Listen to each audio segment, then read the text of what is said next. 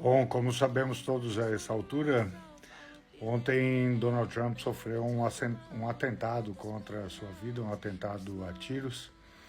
É, Parece que foi real mesmo, apesar de muita gente já falar em fake news, porque ele foi atingido na orelha e porque morreu uma outra pessoa, morreu uma pessoa que estava assistindo e outras duas foram feridas. Então a primeira reflexão eu acho que cabe é pensar nessas pessoas que eram inocentes, pessoas que apoiam Trump podem ser inocentes e que estavam ali assistindo o comício. A outra reflexão me parece necessária que eu sinto não ter cachorro nessa briga das eleições americanas. Ou seja, eu não vivo como muita gente a ilusão de que eleger o presidente americano é eleger o meu presidente, entre aspas, quer dizer, como se eu morasse no Nebraska ou no Alasca. Não sou americano, não moro nos Estados Unidos, então não se trata de ter uma preferência com relação ao presidente americano. A presidência, claro, não sendo inocente, sendo alguém que estuda relações internacionais e direito internacional, eu sei que a presidência americana tem influência sobre o resto do mundo, mas também sobre isso eu digo que não dá para ter a ilusão de que há uma grande diferença entre um Biden ou um Trump na presidência americana quando se trata da postura americana em relação ao resto do mundo, ou mesmo, no meu caso, em relação a regiões do mundo com que eu me preocupo mais. Oriente Médio, por exemplo, mundo árabe, mundo muçulmano, mesmo a América Latina, mesmo o Sul Global, quer dizer, não há uma grande diferença de postura, mas eu sei que as pessoas consideram politicamente correto torcer, por exemplo, nestas circunstâncias, pelo Biden, porque ele seria mais progressista, mais liberal. Mas, mais uma vez, isso é viver a ilusão de que estamos elegendo o nosso presidente e não o presidente dos Estados Unidos, que em relação a nós não fará uma política externa muito diferente. Eles podem ser mais ou menos liberais, mais ou menos progressistas, mais ou menos vinculados à ideia, né, ou à propaganda dos direitos humanos, no que diz respeito à sociedade interna americana, mas no que diz respeito ao resto do mundo, eles enxergam o resto do mundo como um quintal em que eles podem fazer o que bem entenderem. Então, não me sinto afetado, digamos, por essa pressão do politicamente correto para torcer, por exemplo, pelo democrata, ou pelo liberal, ou pelo progressista. Isso não quer dizer, no entanto, que eu torça pelo Trump. Não gosto, na verdade, nem de um nem de outro. E ontem mesmo eu fazia essa discussão em âmbito familiar. É que a diferença entre os dois é simplesmente o nível de hipocrisia. Eu já escrevi sobre isso em outras instâncias.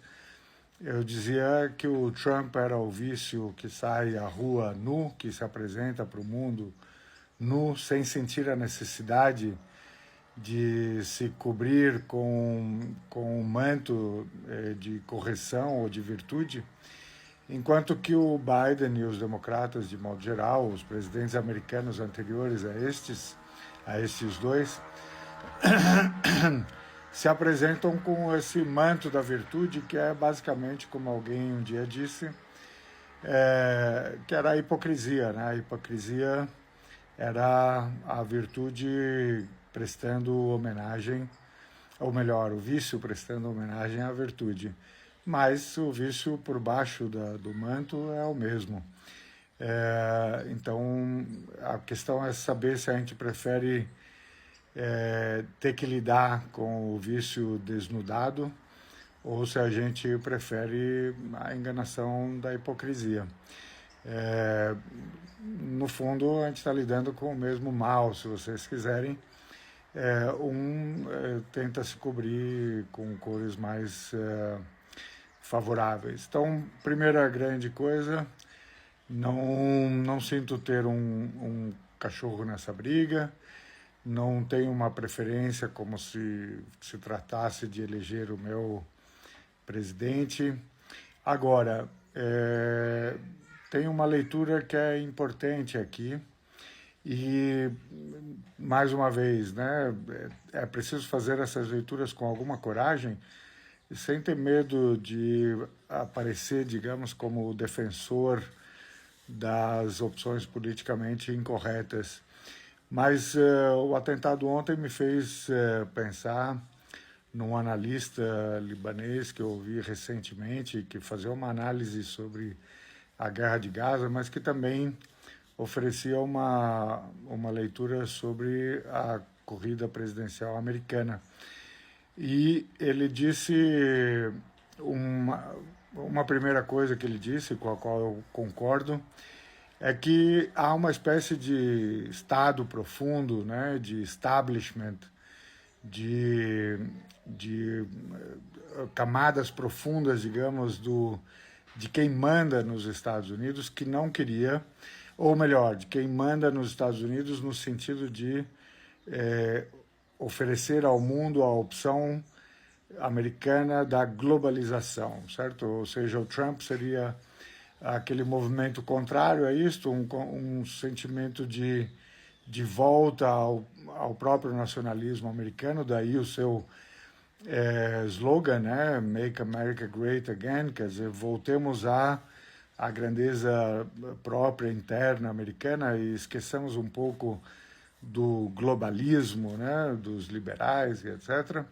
Então, quem faz a opção, digamos, do globalismo, digamos, para resumir aqui, que seriam, neste caso, representados pelo Biden, que haveria uma camada profunda desse Estado que considerava inaceitável a vitória do Trump nas eleições americanas e que, por conta dessa opção, se estava fazendo todo um esforço que a gente costuma chamar de lawfare, ou seja, um esforço de impedir a candidatura do Trump de avançar ou a vitória do Trump de acontecer, através das várias ações jurídicas, judiciárias, que estavam sendo colocadas contra ele.